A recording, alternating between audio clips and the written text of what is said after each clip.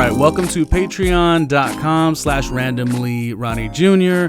I wanted to stop down and kind of break down the who, what, where, and why, sort of what I'm about, some of my past work experience, and just my fascination with radio in general. Yes, I am a radio guy, like a radio fanatic, like a radio nerd, they say. And when you've worked in radio as long as I have, I started in the early 2000s. We are a special breed of people and I feel like all the people who love radio the way that I do, we grew up watching talk shows, late night TV, like Johnny Carson, David Letterman. Anytime New Year's Eve was on, it was sort of like an electrifying experience to see the broadcaster. So like I fell in love with broadcast at such a young age. Like this was like the time where, people are thinking about what they want to do with their career. And for me, it was always broadcast. And I always found myself behind a mic, growing up. And even like little things too, like the toilet paper roll, counting 5, 4, 3, 2, 1, looking at the mirror and sort of pretending you're doing a live talk show. Like that was always me, and it was something that didn't feel attainable. I grew up in Southern California, but in a suburb, and it just didn't feel like an idea that made a lot of sense. Knowing now what I know, I wish it would have been something I started very young, even in the high school era, but it didn't, and that's okay too. And I navigated my experience in media and broadcast by way of Fox Sports Net was one of my internships. And I also was, I like to call background talent, but an extra on some shows around Southern California. And those experiences were good, but nothing like radio, nothing like the very first time I started at Clear Channel Los Angeles. Like the world lit up for me. Like as soon as I started KHHT, KIS, KISS FM, those stations, it was like the most electrifying experience. And, you were green and you didn't know anything, but it was really good. And I think it was really good. Things have changed. Now you're a 20-year-old and you could think you know everything. And by way of digital content, you sort of could tell the world that you are. But I love those moments of cutting my teeth young and being green and knowing that I wanted the world, but not knowing how to achieve it. And like, we had this thing in radio called air checks, and an air check is an experience. Let me tell you, an air check is like the greatest experience because it really is you putting together yourself on tape. And it's either a show you've done or a demo that you're sort of doing, and having, I guess like the powers that be, but the people that really know the industry, having them check out your work. It's a really good experience.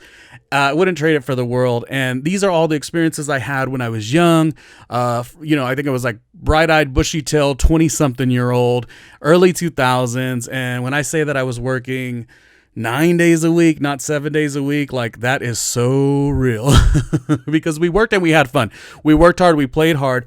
And I think to my detriment on some level, because I hit the ground running, before I knew it, I was working at all these different radio stations and moved around a little bit too. Radio stations being Bakersfield, Las Vegas, Riverside, some call-in work, like field correspondent work in San Diego, field correspondent work at KMVN Los Angeles with Rick Dees in the morning, like all of this stuff, moving to Las Vegas, moving to Phoenix, it was all good, but it was all so fast. And I think while I did that, I also transitioned a lot of it into television work, Fuse TV, TLC Network, Santa Monica City TV, American Latino TV, Mundos, like all of these experiences. It was all good and it was all fast. But then what can happen is you could sort of, I don't want to say gas out, but the industry shifts. I remember, now listen to me now, and this is sort of a vulnerable experience too, why coming back to digital content was a challenge, or why Patreon was a challenge. In 2006, 7, and 8, we were early to the monetization party, I guess you would say. Like I must have logged 10,000 hours each year practically in 2006, 2007, 2008. Now, there were still YouTubers that were doing very well at that time, but there was if I could take you back, that was a definitive time. Like back then, you still were pursuing traditional media, traditional radio, traditional television. I had an agent at the time. So while I was, bending over backwards, working so hard within radio, I also had an agent also going to auditions. So it was just a different time. And I will say, like, part of me is like Cry Me a River that, you were before the monetization, but part of me also holds that with a huge proud badge of honor. Like, yo, you were early to it. You didn't timing wasn't right, but you still did the work, So now I have this great assemblage of work, which has radio, has television, has digital content. And by the time the wave shifted and the landscape shifted, and you could be with no experience, and you can have a hot Instagram page, and sort of that becomes your brand.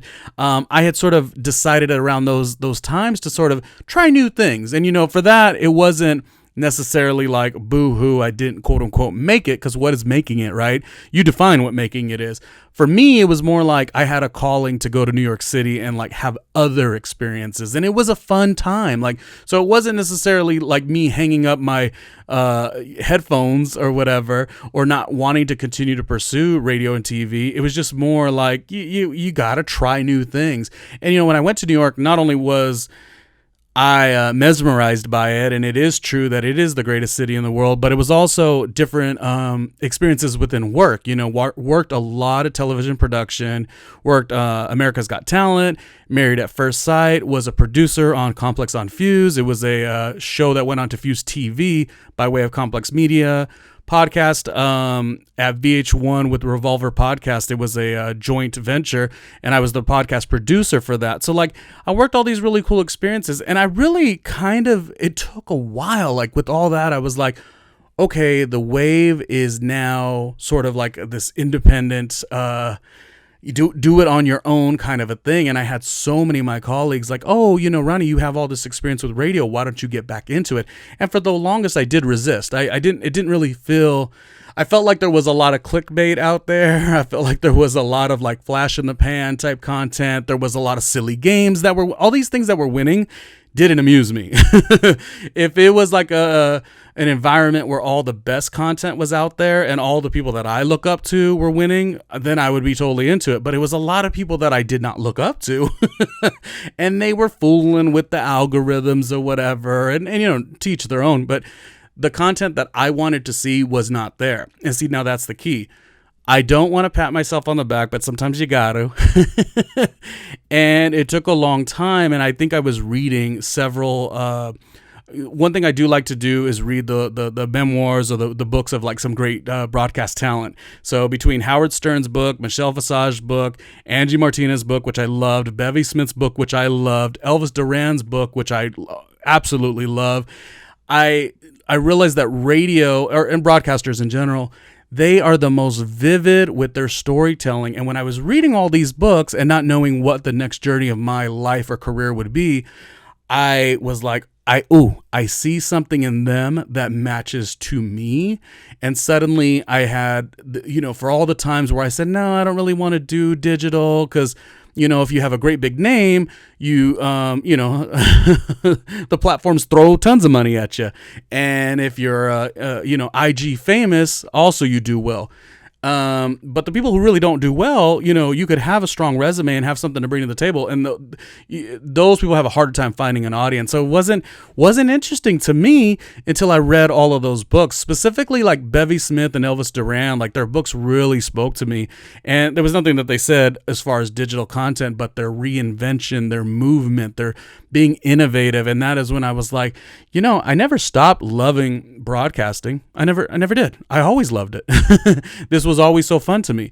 I just had other things to take care of, other skill sets I wanted to learn, post-production. I say a lot, post-production is one of the jobs that I just, there's something about it. It's very me. And I just started getting into those worlds, and I just forgot about broadcast, I guess you would say. So I'm using all of these old experiences and I'm putting them in a blender. And now I'm like, ooh, now what we could do is we can put all of that and apply it to your brand within Randomly with Ronnie Jr., the podcast, and the Patreon and the other channel, playlists that you have on the channel, So it really felt like the right time, and it's just so funny to even talk about branding. Branding was something that we learned early on. I used to work with Marky Costello. This is the granddaughter of Lou Costello of, Abbott and Costello, the comedy duo. And it's like she used to talk about branding so long ago. So similar to what I said about, being early to digital content and there wasn't really a lane, we were my group, my colleagues, I guess you would say, my peers, we were all in Marky Costello's class. And of course, I worked with her in her office for about a year and a half. We were so early to branding. So now when people try to talk to me about branding, I'm like, oh, wow. Like I love that it's working for you, but it's like branding isn't necessarily as linear as the person broadcasting. It really is about the audience.